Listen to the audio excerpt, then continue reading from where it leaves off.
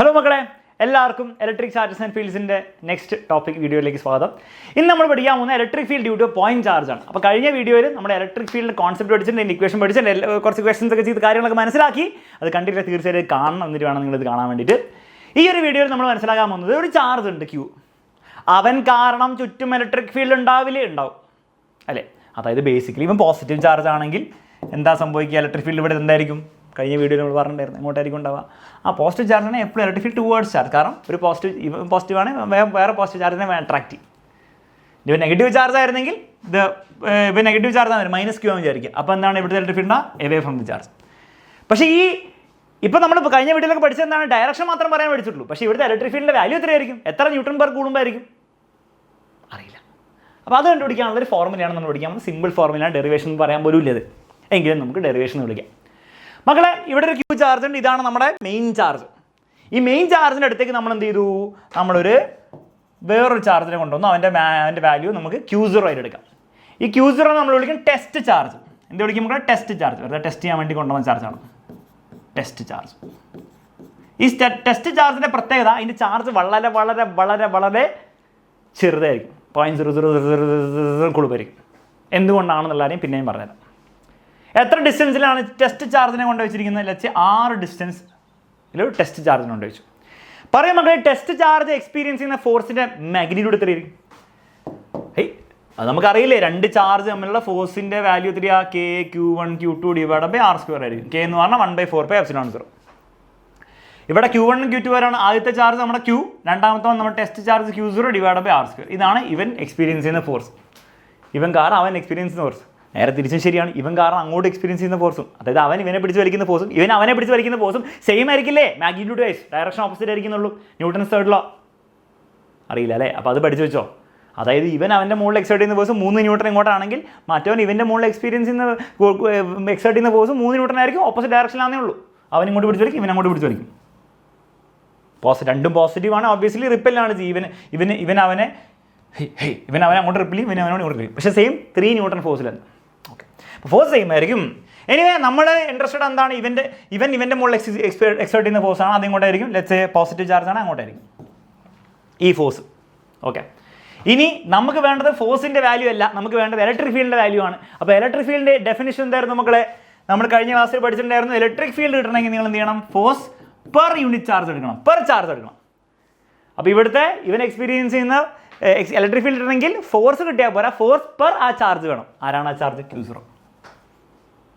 Force എത്രയാണ് നമ്മൾ already കണ്ടുപിടിച്ചിട്ടുണ്ട്, ഇട്ടുകൊടുത്തേ. അപ്പോൾ electric field equal to simply force എന്ന് പറഞ്ഞാൽ Q0 ഡിവൈഡ് ബൈ r² ഉണ്ട്. പിന്നെ ഈ Q0 ഇത് ഫോഴ്സാണ്, ഇപ്പോൾ എഴുതിയ ഫോഴ്സേ ഉള്ളൂ. ഇനി Q0 കൂടെ താഴെ എഴുതാം.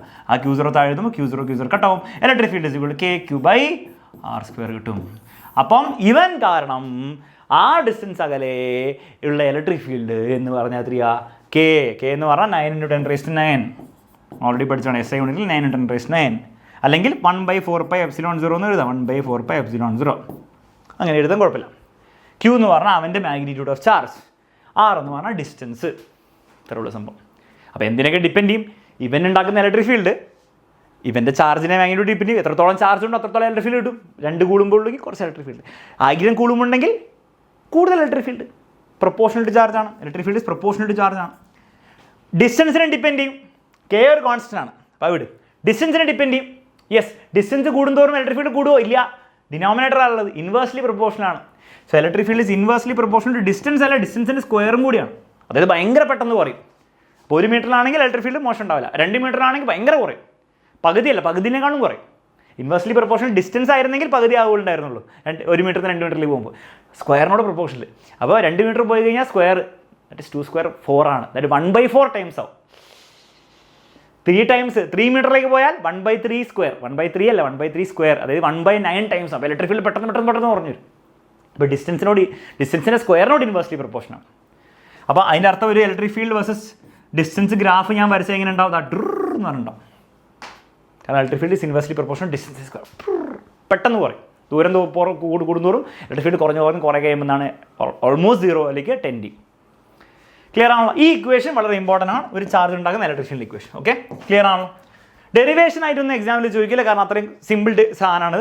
അപ്പോൾ അങ്ങനെ ചോദിക്കാനല്ല, പക്ഷേ ഈ ഇക്വേഷൻ വളരെ ഇമ്പോർട്ടൻ്റ് ആണ്. ഇത് വെച്ചിട്ട് സിമ്പിൾ പ്രോബ്ലം വരെ ചോദിക്കാറുണ്ട്. അതുകൊണ്ട് ഞാൻ എന്ത് ചെയ്യാം, നിങ്ങൾക്ക് ഒരു ഹോംവർക്ക് ആയി ഒരു സിമ്പിൾ ക്വസ്റ്റ്യൻ തരാം.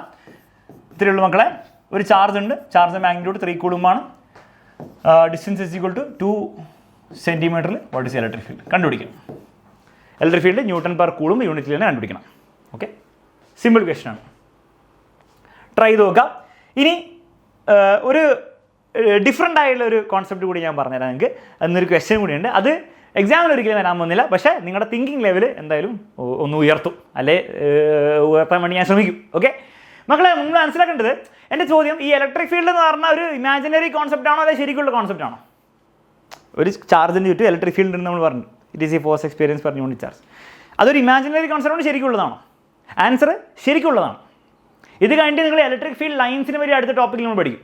ആ ഇലക്ട്രിക് ഫീൽഡ് ലൈനുകൾ, ഇലക്ട്രിക് ഫീൽഡിൻ്റെ ലൈൻസ് ഉണ്ട്, അത് ഇമാജിനറി ആണ്. പക്ഷേ ഇലക്ട്രിക് ഫീൽഡ് എന്ന് പറഞ്ഞാൽ ഫീൽഡ് ഗ്രാവിറ്റേഷൻ ഫീൽഡ് പോലെ തന്നെയാണ്, ഇമാജിനറി എന്നല്ല, ആക്ച്വലി ഉള്ള ഫീൽഡാണ്, കാണാൻ പറ്റില്ല, ഇത്രേ ഉള്ളൂ. ഇപ്പോൾ ഇലക്ട്രിക് ഫീൽഡും ഗ്രാവിറ്റേഷൻ ഫീൽഡ് പോലെ, ഗ്രാവിറ്റേഷൻ ഫീൽഡ് ആക്ച്വലി ഉള്ളത്, അതുകൊണ്ടാണ് ഈ പെണ്ണ് താഴേക്ക് വീഴുന്നത്. കാണാൻ പറ്റില്ല, പക്ഷേ ആക്ച്വലി ഉണ്ട്, ആ ഫീൽഡ് ഉണ്ട്. ഇമാജിൻ ചെയ്യാൻ പറ്റും, അതും ബുദ്ധിമുട്ടാണ്, പക്ഷേ ആക്ച്വലി ഉള്ള ഫീൽഡാണ്. അതുപോലെ തന്നെ ഇലക്ട്രിക് ഫീൽഡ് ആക്ച്വലി ഉണ്ട്. ഒരു പോസിറ്റീവ് ചാർജ് നെഗറ്റീവ് ചാർജ് എടുത്താൽ അതിനനുസരിച്ച് ഇലക്ട്രിക് ഫീൽഡ് ആക്ച്വലി ഉണ്ട്, ഒരു സംശയമില്ല. അങ്ങനെയാണ് എൻ്റെ ചോദ്യം. അപ്പോൾ അത് കാരണമാണ് ഫോഴ്സ് ഉണ്ടാകുന്നത്, അത് കാരണം ഇത് എല്ലാം ഉണ്ടാവും. ഓക്കെ, അങ്ങനെയാണ് ഒരു ചോദ്യം, ഞാൻ ചോദ്യം തരാം, നോക്കിക്കേ. ഇൻട്രസ്റ്റിംഗ് ക്വസ്റ്റൻ ആണ്.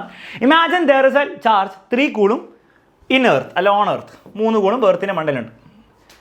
If I place a 2 coulomb charge at alpha century, അതായത് 4 ലൈറ്റ് ഇയേഴ്സ് അവേ, ലൈറ്റിന് ട്രാവൽ ചെയ്താൽ 4 വർഷം എടുക്കും അവിടെത്താൻ, അത്രയും ഡിസ്റ്റൻസ് ആണ്, 4 ലൈറ്റ് ഇയേഴ്സ് ഡിസ്റ്റൻസ്, ഭയങ്കര ദൂരമാണ്. ലൈറ്റ് ഏറ്റവും ഫാസ്റ്റായിട്ട് സഞ്ചരിക്കാൻ പറ്റുന്നതാണ്, 4 വർഷം എടുക്കും. ഓക്കെ, അവിടുന്ന് ഒരു 2 കൂളും ചാർജ് കൊണ്ട് പെട്ടെന്ന് വെക്കുകയാണ്. If I place A charge, അപ്പോൾ അവിടെ ചാർജ് ഇല്ലായിരുന്നു ആൽഫ സെഞ്ചുറിയിൽ, പെട്ടെന്ന് ഞാൻ ഒരു 2 കൂളും കൊണ്ട് ഇവിടുന്ന് പറഞ്ഞ് ഇട്ട് കൊടുത്തു.